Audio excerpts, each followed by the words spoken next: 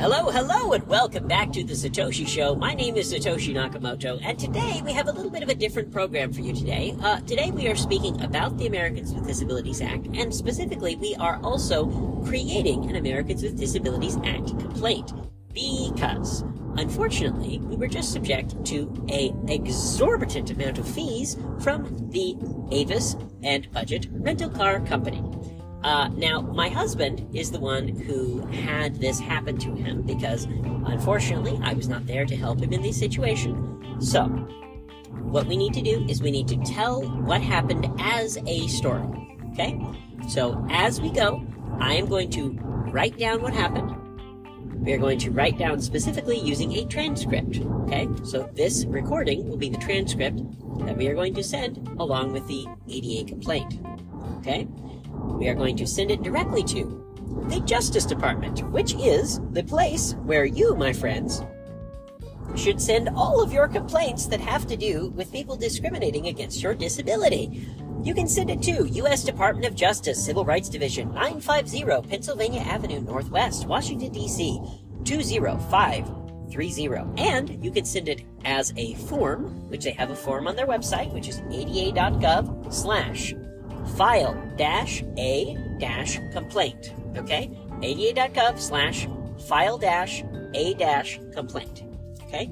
For any of you radio listeners who have been discriminated at your job, at your school, at your church, at any place that is a public place of business, you can and should file a lawsuit with this form. And keep in mind that the average settlement is $6,000. The average settlement? So, why would you not submit these if someone discriminates against you? Because they can't do that. Let's explain really quickly for the listeners the Americans with Disabilities Act. Why don't you tell us your understanding from yours? My wonderful husband has an incredibly intuitive understanding of things. So, why don't you tell us your intuitive understanding, and then we'll provide a full backed by, legal and all of that research. Of course, we're not lawyers ourselves, just to be clear. This is not legal advice. We are simply providing an intuitive perspective and an analytical perspective. So the intuitive aspect of the ADA is very simple. It is a very simple, straightforward, everyone has human rights. Violate those human rights, and we can back this up with all of this mountain of legislation. Basically, everyone has the right to reading. Everyone has the right to be a human being and communicate in this world. And by God, if we have to back it up by a governmental body, you know what? All the more power to us. Because at the end of the day, the ADA is simply a protection and safeguard for everyone involved. Every human being has some level of disability. I don't care who you are. Doesn't matter if you're the president of the United... Actually, the president of the United States right now has many disabilities. Absolutely, he Point does. taken. Absolutely. Donald Trump had many disabilities. Everyone has disabilities. Not all of them are so detrimental that it makes it difficult for you to live in this world. Myself, I'm heavily dyslexic. So, reading, not the greatest thing for me. Still gonna run circles around you around reading comprehension, but reading, not so much. Comprehension, genius. Right. So this is an example of how it is important to accommodate someone with a mental challenge. Okay? Because dyslexia is, unfortunately, a specific part of the English language. Other countries do not have dyslexia. In Japan, there are people who have trouble reading, sure. But it is not because they get the letters mixed around. Because each word is represented by generally either one or two, or sometimes a small number, but generally either one or two letters. And so, if there's only two letters in the word, and each of those are a picture, it makes it a lot easier to read. Yes. Take the ancient Egypt. Take ancient Egypt, for example. Their entire writing system were just pictures. Yes. Now, being able to interpret what each picture means and having common knowledge of each individual picture and how it all functions together requires society, but again, this is how a society communicates with each other. Correct. America has decided the worst possible language to bind society together with, and you can use that good old American English to run circles around people all day long, which is rather unfair, but unfortunately, that's how our society functions. Correct. And we need lawyers to make sure we don't all kill each other. Fair enough, fair enough. And keep in mind that America has approximately between 5 and 10% of the world's population and has 75% of the world's lawyers. Do you think that might be a function of the English language? Perhaps? Yeah. Since most of the rest of the lawyers live in countries like Australia and the UK, which also speak English? So, let's go over a more analytical view, since you've given us the intuitive view, which is completely correct from an intuitive perspective. So, let's go over a more analytical view for those listeners who may not be familiar with the ADA. The ADA was signed into law in 1990, and it prohibits discrimination against people with disabilities in various areas of life, including employment, public accommodations, transportation, and telecommunications. It is an essential piece of legislation aimed at breaking down barriers and ensuring equal opportunities for all individuals. One of the most important aspects is defining what a disability is under the law. Because prior to the Americans with Disabilities Act, it was a little bit nebulous. And so, here is how it is defined. The Act recognizes disabilities as physical or mental impairments that substantially limit one or more major life activity, such as walking, seeing, hearing, speaking, and learning. Okay? Employment is a significant aspect covered by the ADA.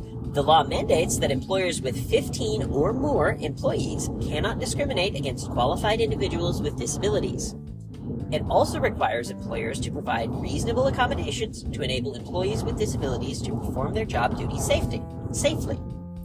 Public accommodations, such as restaurants, hotels, theaters, and stores, basically anywhere where it's a public place of business, are required to have equal access to goods, services, and facilities offered by these establishments.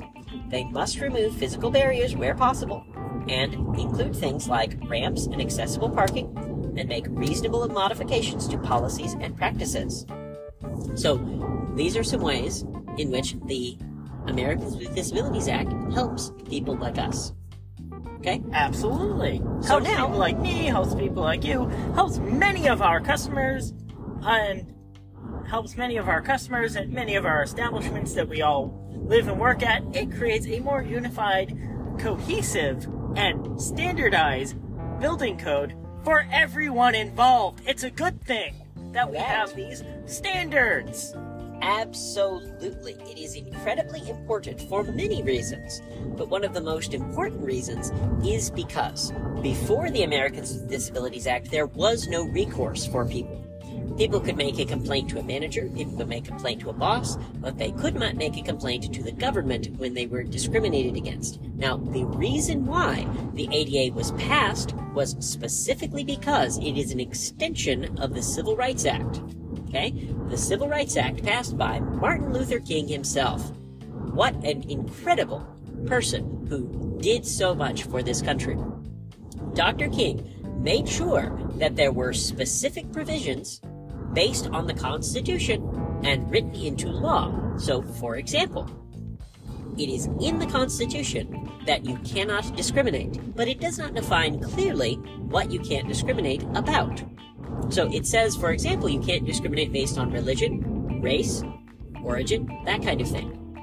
But it does not define what that means. And so, the Civil Rights Act and the Americans with Disabilities Act define what that means. In particular, it is defined based on something that you did not choose for yourself.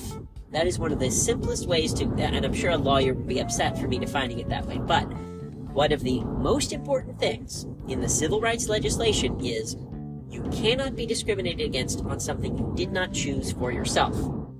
So, for example, an airline cannot say, of course they would never say this, but they cannot say, we will never have anyone with blue eyes on our airline. You can't say that. That is illegal. because that is a characteristic of the person that they did not choose for themselves.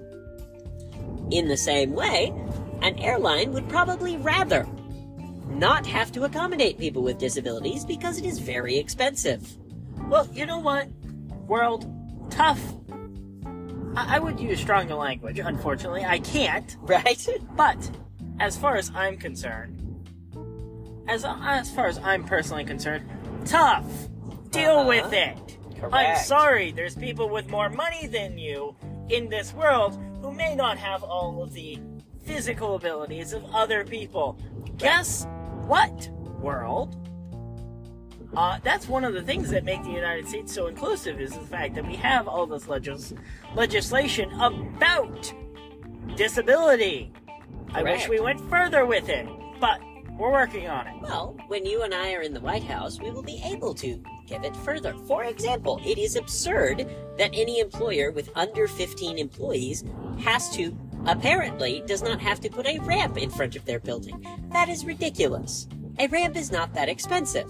So we need an update to the Americans with Disabilities Act, specifically saying that some accommodations must be required for all businesses, such as a ramp. And as far as the ADA goes with wheelchair accessibility, which I know a fair amount because I've put in a fair amount of wheelchair accessible ramps, as well as elevators. Yep. One of the big and easiest things small businesses with under 15 employees can do is they can buy a small steel ramp. It's about $3,000. Oh, and that stuff's subsidized by the government, so there isn't an excuse. Correct. So that's an example. Let's say that you have a place of business that, for whatever reason, there's no place to put a ramp. Maybe it would block traffic, something like that. Who knows? You can get a temporary ramp. Just a ramp that you just have in your storage closet. You just bring it out whenever somebody needs it. That's not that difficult and not that expensive. There's also vertical lift platforms that they can install. There is an entire industry dedicated to ADA accessibility, people. There's no excuses left. Correct. None. Correct. And so, let's go through the process of filing an ADA complaint. Let's do it. Most people don't know how to do this. It is shocking to me that apparently only 10,000 cases are brought each year. 10,000? I could have 10,000 cases by myself. Considering how frequent, it seems like that some days, considering how frequently our rights are violated. For example, we'll be filing a separate complaint against Budget Hotel. No, not Budget Hotel, Choice Hotel, which ran the hotel that we were at, because the microwave in the ADA room was 7 feet off the ground. Not actually 7 feet, more like 6 feet off the ground. But that's not helpful. How could a person in a wheelchair access that microwave? Why would you not just put it on the counter? This is not that complicated. Do you think a person in a powered wheelchair wants to have to go to the front desk and ask them to move the microwave? That's embarrassing. That's demeaning. Why would you do that? Oh, because you didn't think of it. So, why don't you, Choice Hotels, and why don't you, Budget Car Rental, hire people like me to fix these problems for you before they become a lawsuit? So, the first part of filing an ADA complaint is to make sure you are on the right form. So, the form is called civilrights.justice.gov/report. civilrights.justice.gov/report. Okay? That is the website. You can file online, and you can also file through the mail, or you can file via fax, or you can go in person to their office if you happen to live in Washington, D.C. Not very many people do, so most people do it through the mail. You can also do it over the phone. Now, I hate talking to people over the phone, so I do not want to talk to them over the phone. I can see Mr. Beast's next video taking 10,000 ADA complaints personally to the Justice Department. My friend. Mr. Beast, do it! Come Friend, on! That would be an incredible Mr. Beast video. In particular, if you could have all 10,000 complaints with pictures of each person. Because, of course, if the person lives in California or whatever, they're going to have trouble getting to the Justice Department office in... You know what? We'll do it Washington. ourselves. Absolutely. That's a wonderful video idea. I love it. Now, We'll do it ourselves. the first step out of 7 steps, the first step is contact information. So I filled in our contact information about you and me. Okay. And then the second one is, what is your primary concern? Okay, so there are several different options. Workplace discrimination, housing discrimination, discrimination at school, discrimination by police, correctional staff, or inmates. Now that's an important one, because it is very important that the justice system works as it needs to work. But as part of that, they must accommodate your disability if you are interacting with the police. They must accommodate your disability. Very important. It is exceptionally important. Now, audience. Another one is rights to vote affected. And the last one, which is the one that we're doing today, is discriminated against in a commercial location or a public place. All right, continue. Now, audience, one thing that is important to know. Yes, my dear. Use your radio voice, please. Yes, my dear. Yes, my dear. Speak up, please. One important thing that it's important to note when it comes to these matters is this. Our job as citizens is to have a check and balance for the entirety of the political system. Absolutely. Whatever aspect of the system it is our jobs as stewards and educators of this great nation to show the world that we're not a bunch of clowns. And participating and holding companies accountable is part of the job of being a citizen. And if you want to check out of that specific part of the job, I'm sorry, what are you doing in this nation? Absolutely.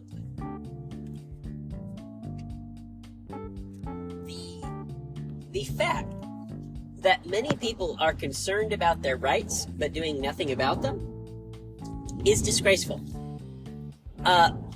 Sir, ma'am, them, they, whoever you are, you can post 10,000 separate tweets about your problems, and nothing will happen. Here's a thought. Don't be like Donald Trump posting all your problems. Be a little more like Joe Biden, who's willing to sit there and actually talk to the people to get something done. I don't agree with everything Joe Biden has done, but he's willing to sit down and talk with people. And keep in mind, this is coming from a person who has, as far as I know, only ever voted Republican. Well done, my friend, for reaching across the aisle. I appreciate it. We will reach across the aisle now, giving him a handshake. Thank you. Now, here's the thing. I may lean left in my politics, not that much, center-left at best. My wonderful husband leans pretty far right in his politics. Thank you, Sean Hannity, for making him that way. Much appreciated. It's a joke. I have no beef with anybody who has different political opinions than I do. I married a person who has different political opinions than I do. But what is vitally important is the things that we all agree on, such as civil rights. If you disagree with civil rights, please do yourself a favor and try to run for office on that platform. See how far you get. Do yourself a favor, my friend. If you do not believe that civil rights are important for people who are disabled, for people who are of a different skin color than you, of a different nationality than you, of a different language than you, if you do not believe that these things are important, by all means, why don't you be the next Joseph McCarthy and run for office based on discrimination and see how far that gets you in the year of our Lord 2023. I mean, you can try it, but at the end of the day, my friend, you're not going to get very far. So, work with those who want to talk about civil rights. Work with those who are doing something about civil rights. Work with those that are putting on the suit, putting on the outfits, putting on what needs to get done, who are willing to sit down and talk with these people. Don't work with the clowns holding the signs. It isn't going to get you anywhere. Work with the people who have a head on their shoulders, who is willing to sit down and talk about these issues. Because these issues are complicated. Absolutely. very complicated issues that we've spent, 2 years explaining, and we're going to spend the next 30 years explaining to everybody. Absolutely. That at the end of the day, we're all human beings, so we have to work together, or our little ship sinks. Your choice. Next question. I would like to point out, in addition, that we have a much easier time having accommodations at places that don't have 15 employees. Well, have you noticed that if we go into a little shop and there's, something in the way, or, we need some type of accommodation for you or for me, they're like, oh, we would love to help you. We're so glad that you're here. Thank you for coming into my shop. Whereas if we go to a place that has, a lot of employees, they basically just say, we don't care. There's a reason why the ADA needs to exist. And here's the thing. People like my grandfather, people like my grandmother, people like those of an older generation. They remember back in the 1950s and 60s when everyone acted nicer to each other. You didn't need the ADA at that point because most businesses were not so large as to have a policy in place that is discriminatory. The person there at the counter or whatever had the power to make decisions to help people. Do you notice that, generally speaking, when our rights are violated, it is because of some corporate policy that some corporate fat cat made 3 years ago, and they don't care about how it affects people, they only care about how it affects their bottom line? Budget.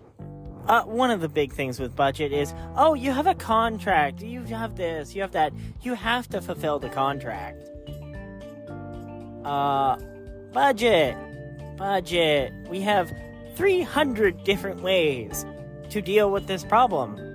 And we could even do cashback if we wanted. We might. Well, unfortunately, we would have no standing as far as doing a chargeback because they have a signed contract, my love. And so, the only people who could help us would be Budget themselves. And so, since they violated our rights, we are here and now, making a complaint because they chose not to follow the law. Because here's the thing, my friend. Yes? The next step in our complaint is to write a personal description. Okay, so I've filled in a bunch of these different steps. So we're on step 6. Step 1 is contact. Step 2 is primary concern. So discrimination in a public place. Location. So we put the location of where it happened. Personal characteristics. So discriminated against based on disability and not based on something else. The date, today. Personal description. Okay, so here's what it says. In your own words, describe what happened. Please share details like the time, names of people involved, including witnesses if there were any supporting materials. Please list and describe them. Now, what we will do is we will submit a link to this podcast. We will submit a transcript of the podcast, and we will also submit a 500-word summary, which is what they need here. Okay. Okay? So, what I need you to do, my dear, what I need you to do is I need you to tell the story of what happened. I need you to start at the beginning. In particular, we might want to mention that I have been having trouble with my mental health of anxiety because I was using caffeine to take care of a lot of stuff that we had to do, and I decided it was time to cut back. And so because of that, I have been dealing with exhaustion and anxiety. Now, that is obviously not something that Budget would ever have any way of knowing. But it is the reason why I did not go with you to the initial meeting. So, unfortunately, because of that mistake on my part, obviously I should have just gone with you, my dear, but I did not know that it would be a problem. So, start at the beginning, starting from the beginning of the day, and go up until the point that we drove off the lot towards Chicago. Okay? So, we have plenty of time. There is no need to rush. Start at the beginning, okay? Yes. So, when I woke up this morning at 4 in the morning, I woke up, did what I needed to do, and right around 11 o'clock, I went over to Budget, tried to go to one of the smaller locations. Turns out the smaller location was closed, and the Uber driver was nice enough to help me get to the airport. So, we get to the airport, and they have one-way vehicle available. I'm thinking, oh, great, lovely, let's get it. In reality, I should have called and see what's up. But I decided to go ahead, and when we realized that, no, this is a mistake, let's just return it, we'll get our money back, no big deal. The people at the front desk said, no, we can't do that, because that's a contract, and you can't do that, and you can't do this, and you can't do that, and you have to do it this way. So, we call up their manager. We have their manager called up.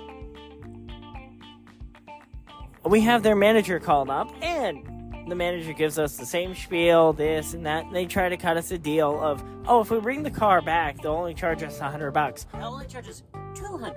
$294, my dear. Only $200. So they can make it flexible, but they chose not to. Under the circumstances of, we had it for 2 hours.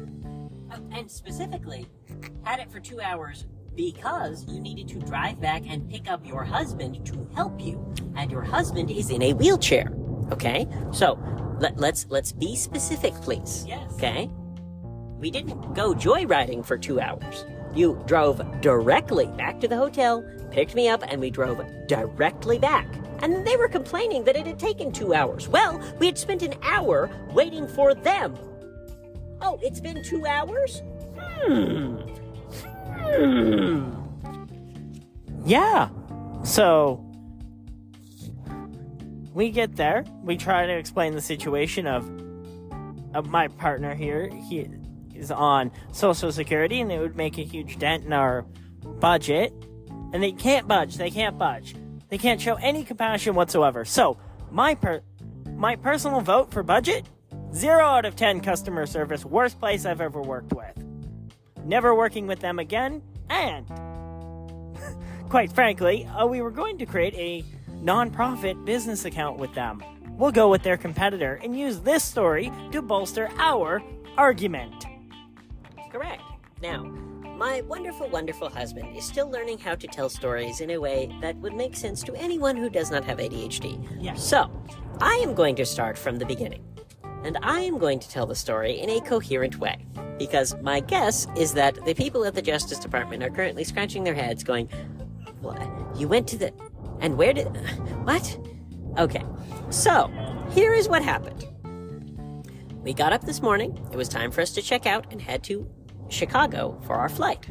Okay? We have a flight in a couple of hours from the Chicago O'Hare Airport. I have been trying to teach my wonderful husband how to do things by himself. And so, I was tired, I was a bit anxious, I was having some trouble mentally because of the issue that I mentioned before. And so I said, my dear, I'm sure you can take care of this. I'm sure it will be no problem. And so, my wonderful husband, I call him a little bit later, and I just call to check up on him, and I say, hey, it's been a while. How are you doing? You doing okay? And he says, well, I got the car, and I'm on the way back now. And I said, okay. So I looked up the receipt on the email, and the receipt was $500 for a one-day car rental for 5 hours. That is ridiculous. You could buy a tablet computer. You could buy an entire computer for that amount of money. That is ridiculous. And so I said, when my partner got back, I said, my dear, this is a ridiculous amount of money. Why did you agree to this? We are going to go and get a refund. My partner, was upsetty about it. But I won't criticize him for that because that is just a matter between he and I. So we proceeded back to the rental car counter. I let them know that I prefer to do things non-verbally when possible. And so I simply let them know the following information. Let me pull up the information to show it to you. The information that I showed them was as follows. We are concerned about the charges we have presented with, so I wrote this down and I gave this to the manager. We have concerned about the charges we have presented with for our 5-hour rental. The amount of $500 is excessive, and we believe it is unfair and exploitative. The situation is particularly challenging for us due to our disabilities, as it may make us more vulnerable to misunderstandings or being taken advantage of. Now, here's my question. How could any person read that and say, no, we can't give you back your money? Are you stupid? Do you have brain damage, perhaps?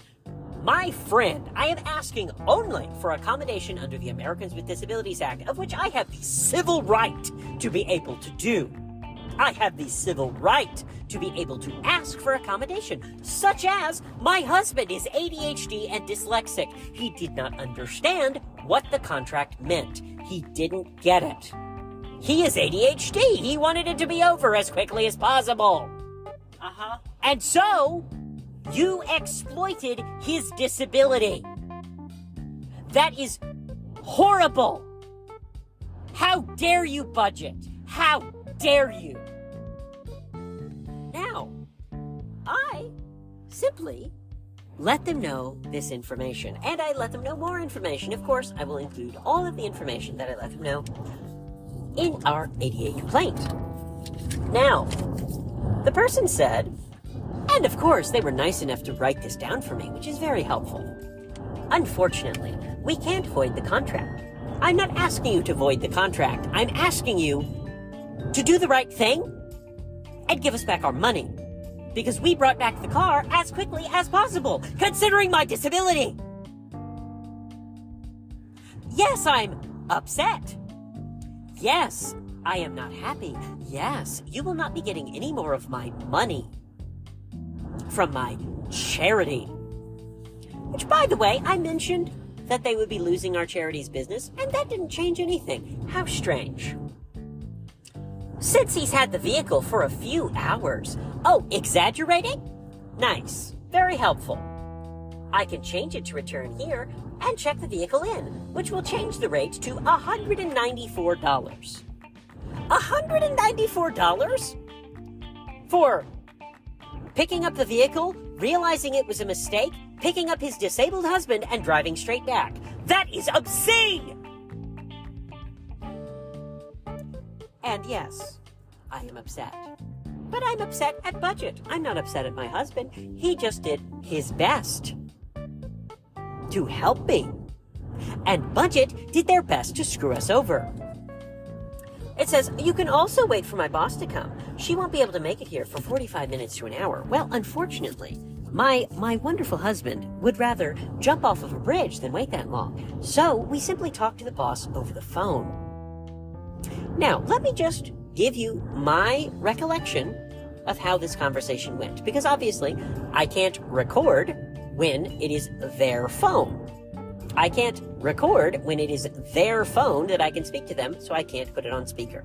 So, here is my recollection of what happened. I simply let the boss know, her name is Anastasia. I let Anastasia know that my husband is dyslexic and ADHD and did not understand the contract. He didn't get it. He didn't understand what it meant. Obviously, $500 is an absurd amount of money to spend for one day of a rental car. Are you kidding me? And I asked, both in writing and over the phone, separately, twice, separately, for accommodation under the Americans with Disabilities Act, and the wonderful manager specifically said to me, I'm going to have to look up the ADA. I don't know what that is. Excuse me? So you don't know? Then why are you speaking? Why would you not transfer me to someone who does know? Because speaking out of your butt cheeks when you are talking about someone's civil rights is ridiculous. Oh, you've had it for 2.5 hours. Yes, we have, because you have been talking to us for an hour. We drove directly from the airport to pick me up and bring me back so that I could help my husband take care of something that is a challenge for him.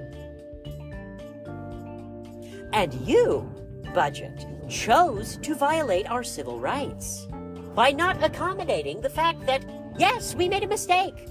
Yes, we did. Oh, and you can't accommodate that mistake instead of deciding to screw us over for money?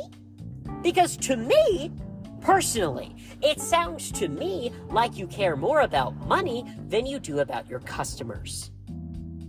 It sounds to me like you are intentionally trying to screw us over because my husband is disabled. It sounds to me like a lawsuit. And so, we will simply be sending all of this information to the Justice Department, and if they agree with us that it is a violation of our civil rights, we will be speaking to you, not over the phone, but in person, with a lawyer from the Justice Department on our right-hand side, speaking on our behalf, and we will simply be confirming or denying any information that he wants us to confirm or deny. And yes, we are disabled, but we know our rights. And so, how about you choose to accommodate our disability instead of trying to screw us over for money? And that is my soapbox for the day. And so, unfortunately, because they decided to, instead of doing the right thing and giving us our money back, decided that we would have to pay an exorbitant fee of $200 for what amounts to taking the keys and then giving them right back? That is ridiculous. And no, I am not going to take this standing down. I'm not going to take this lying down. That is ridiculous. It is. This is illegal. And so, we will simply be letting them know, and letting your legal department know, and letting the Justice Department know. And we hope that you will do the right thing and refund our money. If you choose not to, well, it sounds to me like we should just let all of the disabled people know who listen to our radio program that they should not do business with you since you are not in compliance with the Americans with Disabilities Act. And so, why would a person with a disability want to do business with you, considering that you are breaking the law by not accommodating the disabilities of your customers? And considering that we have been recording for 38 minutes, I think that is an excellent place to end the episode. So, thank you, my friends, for listening to what we have to say. And thank you very much to our sponsors, including Chase Sapphire Preferred Credit Card, for supporting the work that we do. And by the way, if you have an interest in hosting a radio show yourself or being interviewed on the Author's Corner segment on WWPR Radio, our wonderful host station, you can contact our excellent station manager, Valerie Silver, at radioval@aol.com. Yes, she is very old school. Valerie, VALERIE, Silver, SILVER, at AOL.com. Now, is there anything you would like to say to close out the episode, my dear? Yes, I would like to say, have a great day, everybody, and we'll see you again, friends, on the next episode of The Satoshi Show! The Satoshi Show! The Satoshi Show!